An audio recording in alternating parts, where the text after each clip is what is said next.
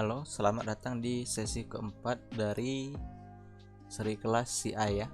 Jadi di sesi ini kita akan membahas tentang pengalamatan di CI. Sebelumnya jangan lupa kalau video ini bermanfaat tolong di share, di like, di subscribe. Kemudian kalau kalian punya saran atau pertanyaan silahkan di komen. Jadi saya juga mau menekankan di sesi ini kalian tidak perlu mencontohkan apa yang ada di sini, tapi cukup didengarkan, dipahami karena ini hanya berupa penjelasan. Kemudian di sini saya sudah buka user guide tentang CI URL. Jadi CI ini menggunakan URI ya. URI itu Unified Random Identifier. Jadi dia ini sistem pengalamatan yang memiliki aturan-aturan tertentu untuk memudahkan dicari oleh search engine dan human friendly katanya. Jadi ramah dimengerti oleh pengguna, mudah dimengerti oleh pengguna. Oke. Jadi di sini kalau kalian lihat saya ada contoh alamat yang menggunakan URI, tentunya menggunakan CI ya, karena dia menggunakan URI. Dan ini adalah contoh URL pada biasanya. Bisa dilihat perbedaannya kalau di CI itu terbagi atas beberapa segmen. Nah, kemudian kalau di sini terdapat string query di sini untuk pengalamatan menggunakan URL biasa. Kemudian bisa dilihat katanya dalam CI kalau kita tidak mau menggunakan sistem URI ini, kita bisa membuatnya menggunakan sistem URL seperti ini.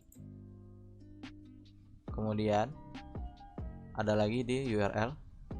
Di sini juga kita bisa menambahkan suffix. Suffix itu kayak format di ujung pada pengalamatan website itu. Jadi misalnya bla bla bla bla bla bla bla bla .php atau .html. Oke. Jadi nanti pengalamatannya seperti itu.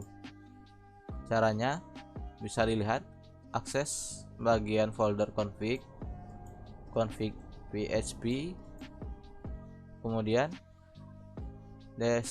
definisikan suffix yang ingin ditambahkan di sini. Seperti ini contohnya. Di bagian config URL ya. Nanti saya coba karena saya sendiri belum mencoba menambahkan suffix ya. Nanti kita kalau ada waktu kita coba.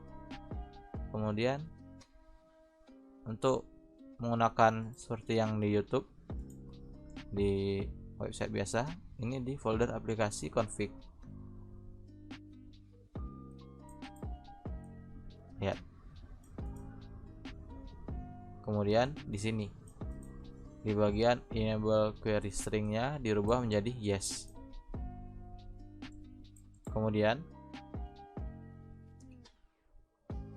kalau kalian menggunakan ini ya, enable query string, kalian harus mendefinisikan manual alamat dari website kalian. Tiap kalian membuat controller kan biasanya kalian tinggal mengakses saja di sini ya.